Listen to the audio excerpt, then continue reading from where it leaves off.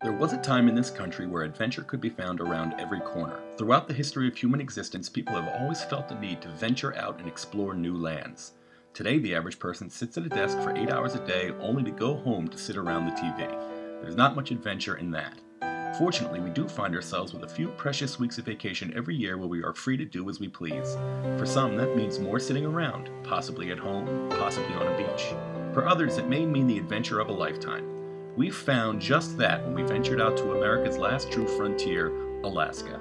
Whether it is fishing or hunting or just experiencing the unparalleled beauty of the land itself, there truly is nowhere like it.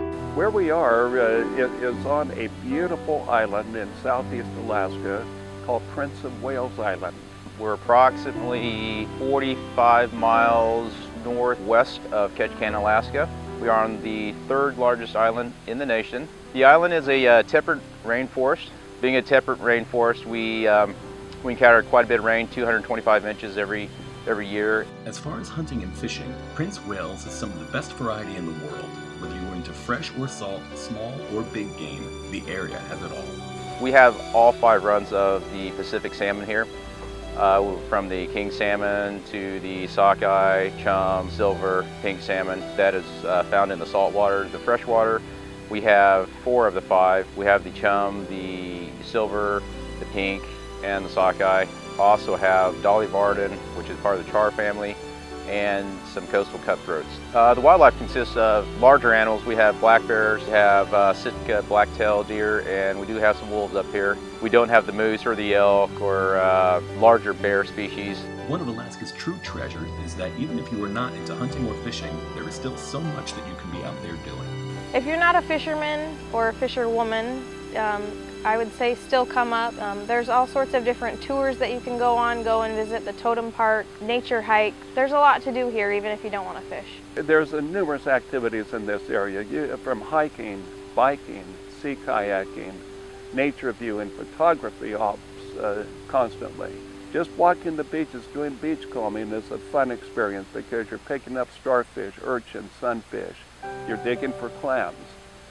You can crab here, you can shrimp here, and of course fish on the freshwater and the saltwater. The food, the culinary side of our activity is beyond imagination.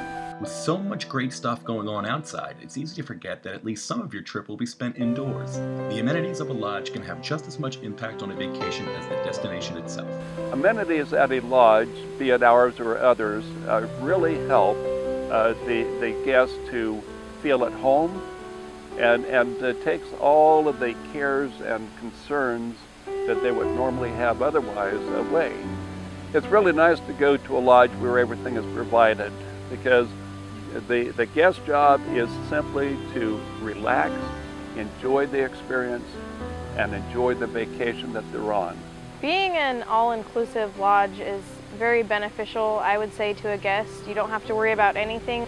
Come with the clothes on your back and you'll be set. We've got the gear, we've got the boats, we've got the food, the great lodging.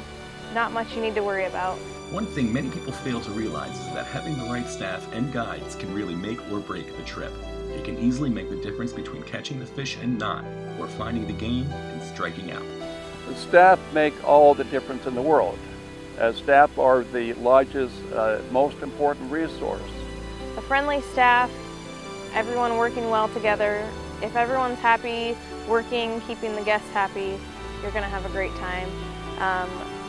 The weather you can't really count on, so having a nice room, good meals, and friendly staff is definitely going to be a benefit for someone coming and staying at a lodge. Our guides and captains have a tremendous impact on the quality of the visit for our guests. Our freshwater guides are constantly scouting the waters so that our guests are able to go to the very best fishing spots and do not waste time. It just provides the very best service and fishing trip possible. You know, it's just a lot better way of vacationing because it takes stress off you. I'm a guide. If I go somewhere, I use a guide for that simple reason, because I want a vacation. Alaska truly is a trip of a lifetime, and it would be hard to have a bad experience no matter how you go about it. but the key is making the most out of your time. When a person is thinking about a trip to Alaska, there's a number of things that they really need to be concerned about. One is weather.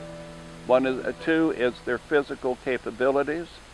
Number three, the kind of experience that they are really wanting to have. A person needs to determine what they would like to really do before coming up. We find a trip like this is a recurring event in most people's lives.